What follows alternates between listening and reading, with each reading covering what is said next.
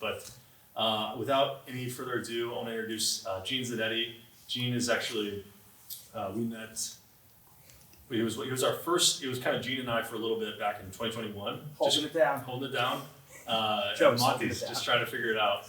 But he's been with me the entire way, and he's serves on our board of directors. We've got a few other board members here. But he really needs no introduction. He's this amazing Catholic speaker. He was a champion wrestler at the University of Pennsylvania, and I will let him explain more. But please welcome Gene Zannetti.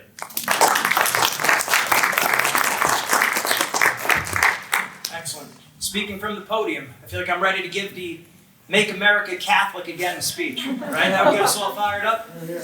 Yeah. Except America never was Catholic. But we won't get to talk about that right now. But if you want more anti-woke information, you can follow us on our YouTube page and our Instagram page.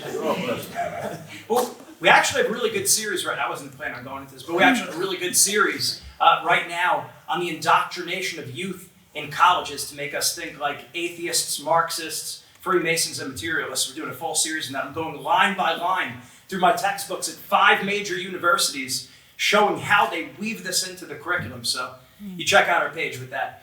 But, you know, myself, my brother Jeff, our youngest brother Greg, Father Greg right now, he's a priest in Baskin Ridge, New Jersey at St. James. We're wrestlers. Let's face it, we were wrestlers when we were born. We're still wrestlers if we're not wrestling competing. We're wrestling coaches. We have a business called Wrestling Mindset. So we help athletes with confidence, mental toughness, relaxing under pressure. And it doesn't really make a difference if they wrestle or if they play baseball, golf. Everyone can benefit from having a wrestling mindset. It's goal-oriented, it's driven, it's motivating, it's all in all the time. And that's how we're called to live our faith. All in, not halfway. The goal is to make this whole entire world Catholic. That's what God wants. So we need to, and not just Catholics in the pews, but fanatical Catholics. That means all in. So to me, as a wrestler, I get that. That makes sense. And when Joe and I met, I got the email saying young Catholic professionals, I said, this is an unbelievable opportunity. I jumped at that right away. That's why you're my first member. I saw the opportunity. And what we tell our athletes is that when there's an opportunity, you need to pounce on it. I'm not an overly talented individual. I'm really not. Our technique, wrestling, we've grown over time, but I'm a grinder. I'm an opportunist. That's not me. Okay, good. I'm a grinder, and I'm an opportunist. And when you see an opportunity that's there, you got to take it. You got to jump at it. And in this day and age where all of society is basically turning against us, we need to unite. We need to come together. So that's why young Catholic professionals, that's a home run. I mean, not only should we be here, we need to bring a friend. We need to bring multiple friends. You know, not giving a political speech here, but you see, society is turning against us. So it was important to network with Catholics before, right? It's good business. We own a business, so we know it's good to network with Catholics. It's good to network with everyone. In a post-COVID world, this is necessary to network with Catholics. Because for holding our Catholic beliefs, just baseline Catholic beliefs, we very well could be labeled terrorists. And then what? Who are we doing business with? Right? It could happen. We've seen some of the evil. So we need each other. We need to be coming to these events, and we need to bring friends. We need to go to other groups and bring them here. That's the key. So it's evangelizing the world. The Great Commission was go and make disciples of all nations. Of course, it was to the apostles. They're the ones with the authority to preach and to teach. And that's carried on, of course, by the magisterium and the magisterium, the teachings of the church of all time that are unchangeable, that can't even be changed in principle. So we have all this tradition, all this history. We know what the Catholic faith teaches, no matter who says anything contrary to that faith, whoever they may be. I believe it's in Galatians where St. Paul said that even if an angel, I have that right, Galatians? Yes. Even if an angel, I'm seeing the positive body language, yes. Even if an angel were to preach a gospel contrary to this, you don't believe them. Let them be anathema. Anathema seat. And what does that mean? Basically, it means go to hell. Okay, so it's intense. It's that kind of a message. That's our faith. So I believe Catholics, there's no reason why Catholics shouldn't be the holiest people and among the most successful people. We have these virtues. We have the great tradition of St. Thomas Aquinas. Great being at a school of Thomists. And I know Leo XIII, Aeterni Patris, 1879, he said Thomism was the philosophical lens from which to look at the Catholic faith. We have to take that serious. Our teachings are unchangeable. So being rock solid in that. So we need to know, what are the solutions? How do we get out of the jam? We're always inundated with bad news. And that's one of the things that I have a lot of favorite YouTube channels that I watch, as I'm sure a lot of you do. And a lot of times I get a little bummed because it's bad news, bad news, bad news. We have to be aware of the bad news. We can't go through life with rosy-colored glasses. When we're coaching our wrestlers, you have to be brutally honest with yourself. And I was trained as a clinical psychology. I'm a certified school psychologist, so mental and emotional health. After your spiritual health, mental and emotional health is primary. So taking the bull by the horns, being on top of your mental and emotional health, because it's a treasure. At a natural level, that's the pearl of great price. At the supernatural level, of course, it's our Roman Catholic faith. But I know as wrestlers, you need to be brutally honest with yourself. If you're doing a move wrong, the coach needs to correct you. If you don't get corrected, you don't get any better. You need the truth. And it's the same thing with our faith. You need the truth, and you need to be action-oriented. You need to be solution-oriented. It's good to be aware that there's a crisis, but what do we do? And as far as I could see, we have natural solutions, and we have the supernatural solution. As Catholics, we need to understand that only our Lord can get us out of the jam, that truly can get us out of the jam, can pick us up. We can't bootstrap it just individually. Okay, but there is such thing as natural virtue. God created man good, but we're in a fallen world. We need God's grace. So the supernatural solution, which is the solution, Our Lady gave to us in 1917 at Fatima when she appeared to 3 shepherd children, and she gave them the answer, that this is what it's going to take to stop all of the mess.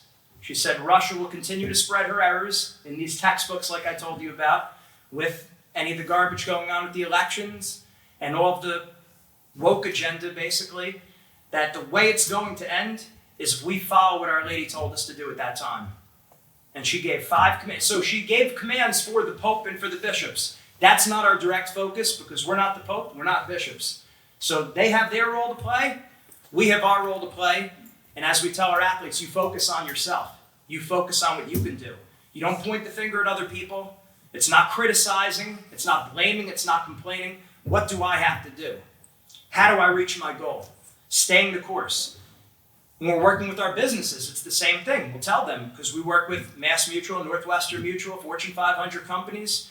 Same thing as athletes. The salespeople deal with fear of rejection. The athletes don't want to lose.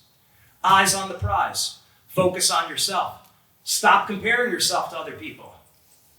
That's what we need to know. So I'll go into Our Lady of Fatima, but before that, just an idea of how we speak to these athletes, and it's a lesson for our entire life. We need to focus on what we can control, and we need to forget about what we can't control.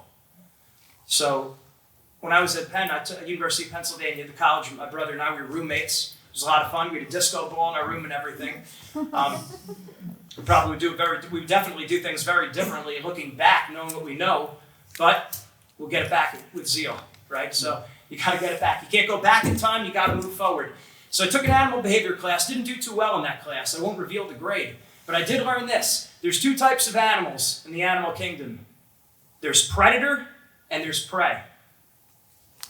How can you tell the difference between a predator animal and a prey animal just by looking at them? Think about it. A lot of people think it's their size, their teeth. It's actually their eyes.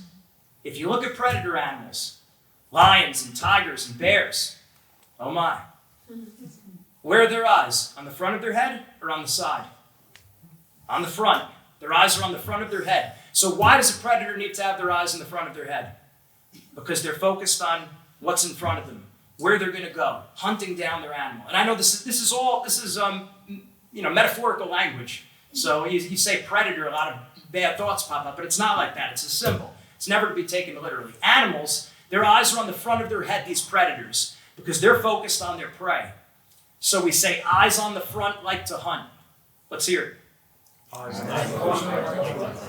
eyes on the front like to hunt. Now think about prey animals. Squirrels, chipmunks, rabbits, deer. Where are their eyes? Front or side? Side. Did you know if your eyes are on the side of your head, you can see entirely behind you? Like when your teachers or a parent maybe when you were younger said, I have eyes in the back of my head. Right? Well, animals, they don't have eyes on the back of their head, but they can see entirely behind them, 180 degrees, because their eyes are on the side. Why does a prey animal need their eyes on the side of their head? When they're running away. They don't want to get eaten. Right? The predator wants lunch. The prey doesn't want to be lunch. So just like we say eyes on the front like to hunt, we say eyes on the side like to hide. Let's hear it. Eyes on the side like to hide. Eyes on the side like to hide. Eyes on the front like to hunt. You like that? Saw it on a bumper sticker on the way over. But that's, so the whole point is, you say, what does that have to do with me? What does that have to do with me as a Catholic? What does that have to do with my career? What does that have to do with my fitness goals, trying to stay in shape? What does that have to do with me as a husband, as a father, as a brother? Everything. That's your analogy. That's the lens from which to look at all of your thoughts, really evaluating what you're focusing on. That is the way you evaluate what you focus on. And again, we do this with whether it's a 9-year-old kid, we do this with our Fortune 500 companies. We've worked with about 30 UFC fighters. We worked with the Olympic team, both Olympic teams for both men and women. Doesn't matter the group, doesn't matter if it's not sports. We worked with the San Francisco Conservatory of Music. A lot of those people never played a sport in their life. It doesn't matter. Doesn't matter. Your focus is on what you can control. All the predator mindset means is you're focusing on what you personally control. Your effort, your attitude. With wrestlers, we'd say aggressiveness. In business, I would say being tactfully tenacious. As Catholics, it would be going after our goal. Right? And ultimately, God is the one pursuing us. He's, if you look at the image of divine mercy, you ever notice where Christ's foot is? Where it's pointing? It's pointing at you. It's pointing forward. He takes the first step. He's moving towards you. That's why I've heard him called before the Hound of Heaven. He's either gonna love you, he's either gonna love the hell out of you, or he's gonna love you all the way to hell. That's how it is. So God is pursuing us first. And he gave us everything. So what are we giving back to him? So when we say our effort, are we giving the full effort? On a scale of 1 to 10, how important is your faith to you? Think about it. You don't have to say it out loud. And then ask yourself, on a scale of 1 to 10, how well am I living my faith? Usually a very big difference. Different answer for all of us. We know the answer should be a 10. Our Catholic faith should be our number one priority. On a scale of 1 to 10, it should be a 10 definitively. But how well are we living our faith? Probably not well enough. Attitude. Are we staying positive? Are we being stubbornly positive and optimistic in a world full of garbage? I mean, mediocrity at best has prevailed everywhere. And it's because of, there's a whole host of reasons why. We don't have to get into that now. That's the YouTube page, right? but it's true. We need to focus on what we can control. So our effort, our attitude, and our aggressiveness, going after it. Are we going to the sacraments? Are we doing the things that Our Lady said? And that's what I'm saying about Fatima.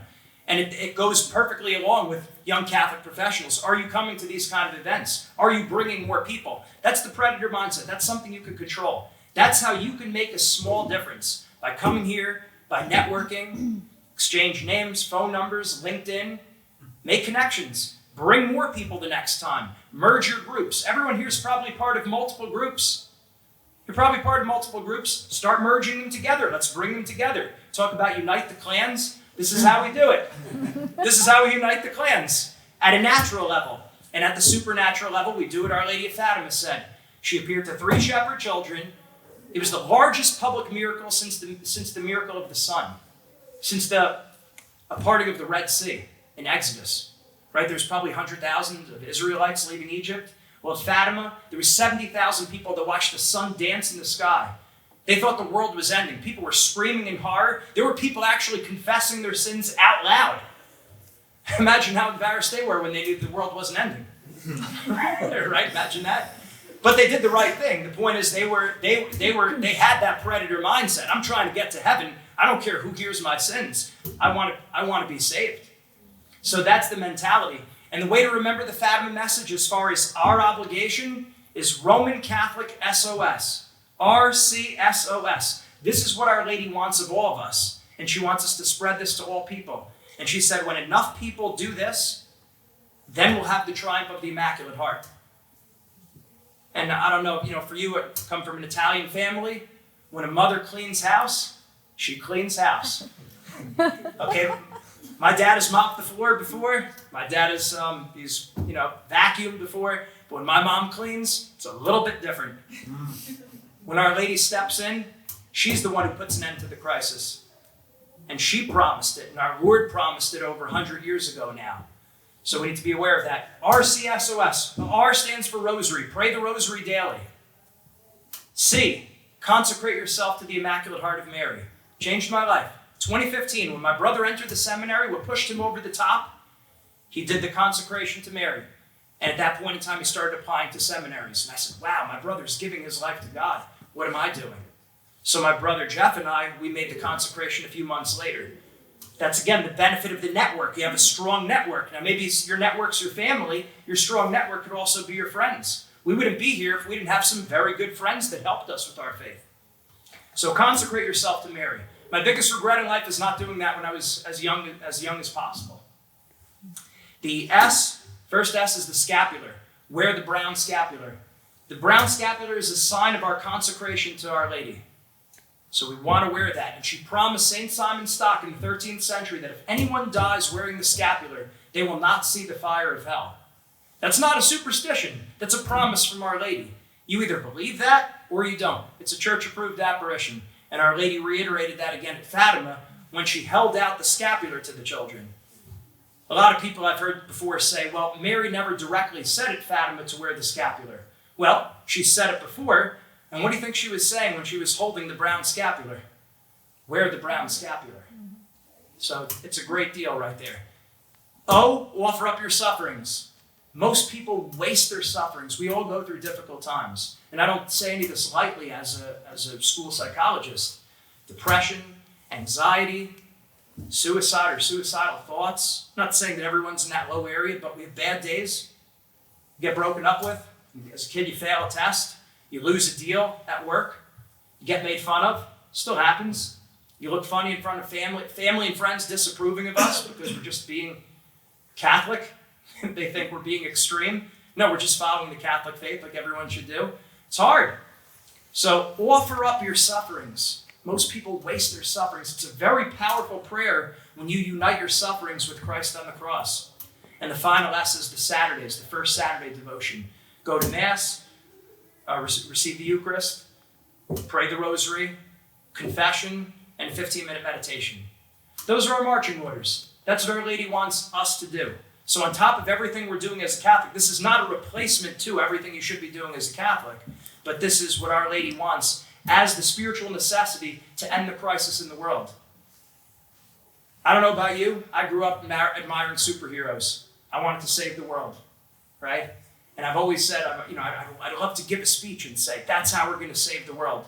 But then as you get older, you're like, well, it's not very realistic. That's not going to happen. I can say that right now. That is how we're going to save the world. Not because I'm saying it, because who am I? Because Our Lady said it. So I guess to conclude everything, to bring it all together, we have to do things at both a natural level and a supernatural level. And young Catholic professionals, again, it's a no-brainer. You come here.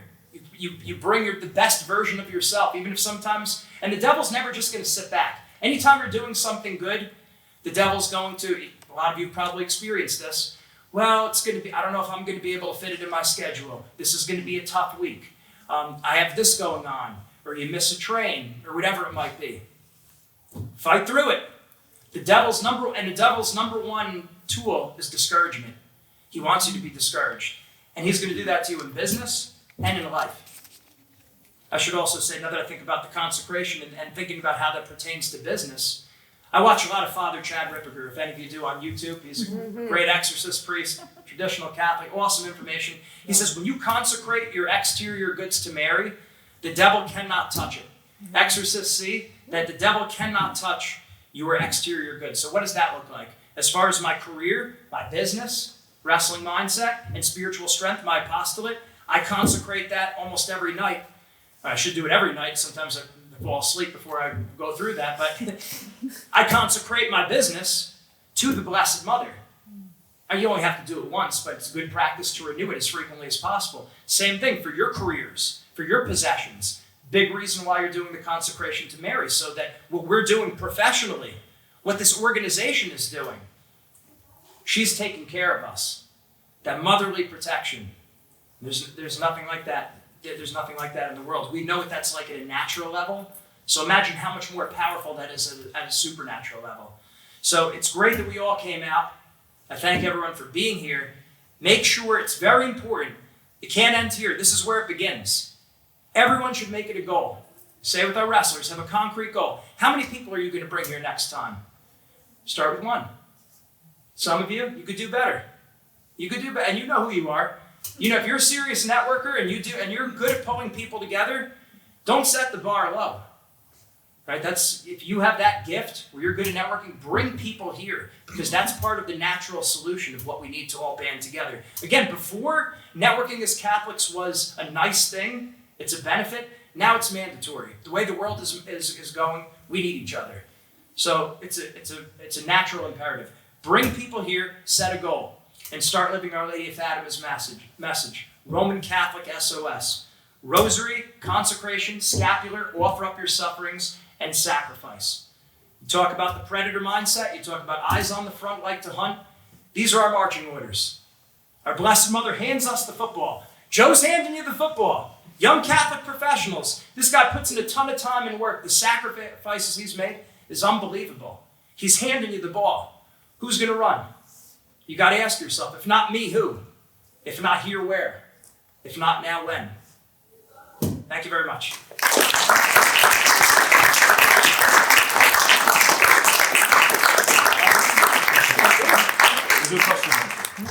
Questions? So we could go spiritual, we could go mental health, we could go peak performance, we could go business. Yes? How do you translate the predator mindset into professional success?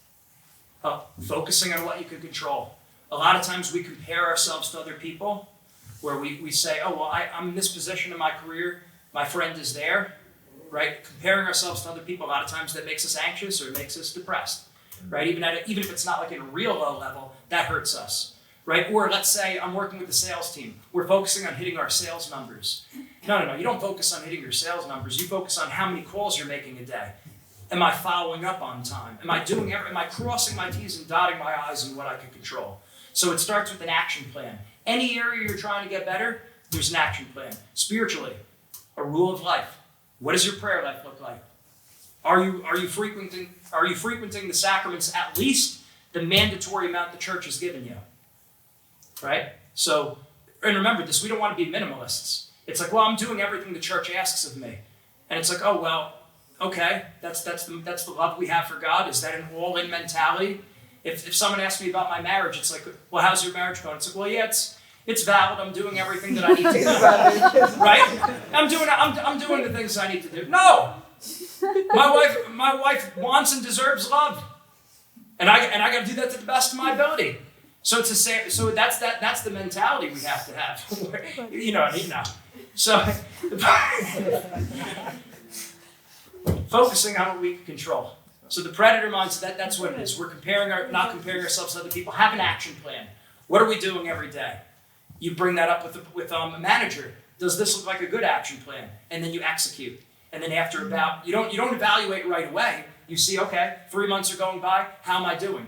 Reevaluate. Do I need to update, or do I keep doing what I'm doing? Same thing if you're trying to lose weight or build muscle. When I was a personal trainer, set an action plan. Am I doing enough? You talk to a personal trainer, or you talk to someone who knows something about fitness. Does this look like a good plan? As 2 people ran the marathon in this room at least.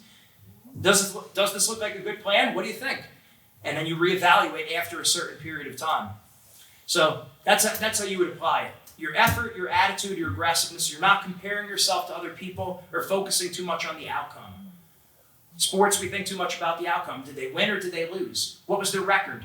What did they rank? What did they place in the tournament? And if you're running a marathon, I'm not going to say, well, it doesn't matter so much. You're not thinking about your time if you're going to run another marathon. How do you prepare yourself better for the next time you run? Not comparing myself to the person who I ran it with. Right? Same thing at work.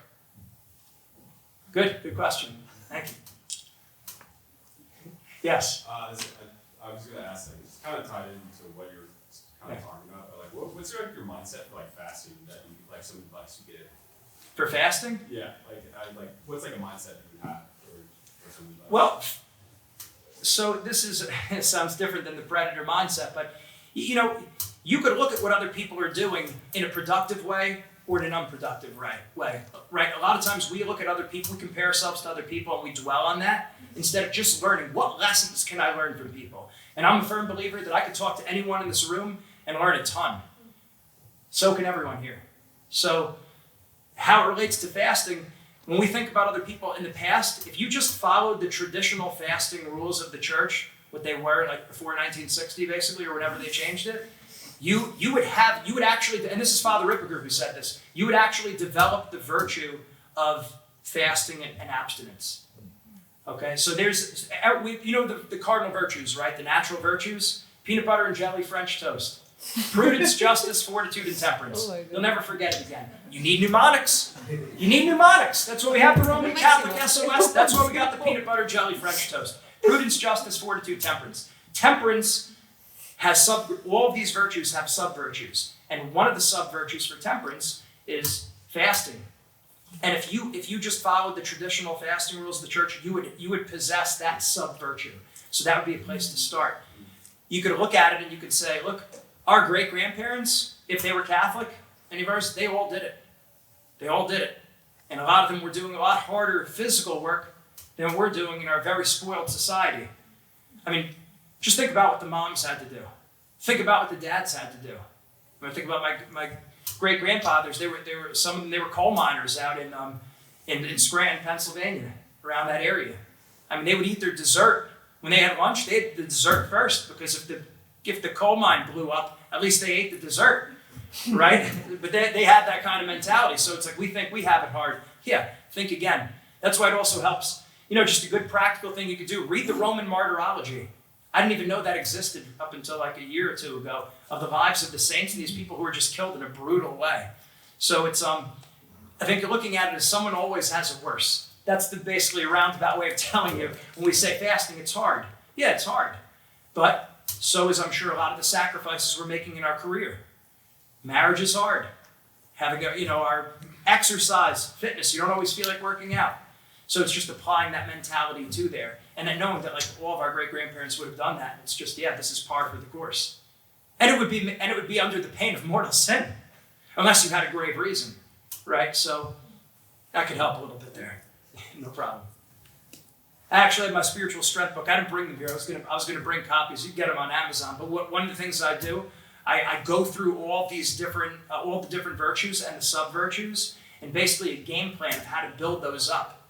So like being, instead of like a mindset coach like we are now, wrestling coach, like a spiritual coach. Like this is how you strengthen these different virtues. Because, I don't know, did you guys hear a lot about the virtues growing up? I didn't. You know, the virtues tie into the 7 deadly sins or the 7 capital vices? Probably not, right? Not everyone's going to be equal in heaven. St. Paul says we're all being transformed from one degree of glory to another. So if you want your star to shine brighter in heaven, well, that's all the jewels that are on you, like you have jewels on earth. The jewels on your soul are the virtues, and they're in different degrees. So you want those degrees to be as high as possible. I don't know, I went down that road, but the virtues and the vices. So it's important. Think about the virtues and the vices and work on mastering them, starting with your primary defect. We all have at least one thing that's really holding us back. This would be true if you were losing weight or trying to get into shape. This is probably true for your career goals. This is probably true for your spiritual life. There's at least one thing that's really keeping you back. You need to find out what that is. Ask your guardian angel. Pray to the Holy Spirit. Pray to Mary under the title of Our Lady of Sorrows. Because under that title, where she said to Saint Simeon said to her, a sword will pierce your heart so that the thoughts of many may be revealed. You'll gain information. Again, this is Father Ripker's information, not me. Look it up from him. So pray to Mary, ask her what your primary defect is, and then start working on the counter virtue. You strengthen, you beat the virtues by the vices by building virtue. We had another question, didn't we? A lot of stuff. Yes, sure. So as a former wrestler, you're probably very good at, cutting weight. So in your plan, what types of things would you include? For weight? Yeah. Yeah, no, it's a great question. Everyone, wants to be in shape, right? We want to trim the fat spiritually and physically. It's true. It's true. So the big thing is starting where you're at. And this goes for the spiritual life too, and it goes for your career. Wherever you are, take a step forward. All right. This is where the predator mindset comes in. If you're comparing to other people, like you might be looking at Padre Pio or Saint Therese. Yes, it's good to have those people as heroes, but a lot of times when we look to people like that, we could be discouraged too. So you want to do that in a healthy way. You have those heroes, pray to them for sure, but also know wherever you're at, just take a step forward. That's really what the little way is all about, Saint Therese. Why would we not apply that to our exercise and fitness too?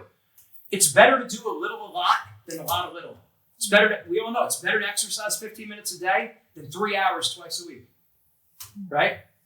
Same thing and it's a lot of times eating too. There's usually we got to know what our kryptonite is. We go back to Superman. What is your kryptonite? Is it ice cream? Is it cookies? Is it cake? Is it colas? Think about it. And then when you have that, what you want to do is you want to have a healthy substitution. You can't just eliminate it, it's going to be hard to just cut it out and that's it, but have like a replacement food. So that'll help. And the same thing with the spiritual life. You don't just leave the virtue. You leave the virtue, yeah. You don't just leave the vice. You leave the vice and you build the virtue. So it's kind of like that. Start small. God will meet you wherever you're at. And the same thing with any one of your goals. But don't focus on other people. Other people might progress faster. Other people might be ahead of you. It's eyes on the prize, eyes on the front leg to hunt. Effort, attitude, aggressiveness. So let's make this happen. Let's make the counter-revolution begin right here. New York City, young Catholic professionals, we're ready to roll. Let's go get some food.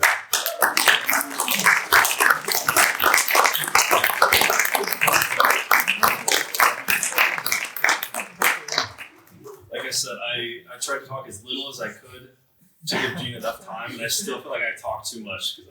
Gene, thank you. That was incredible. One more time. Thank you.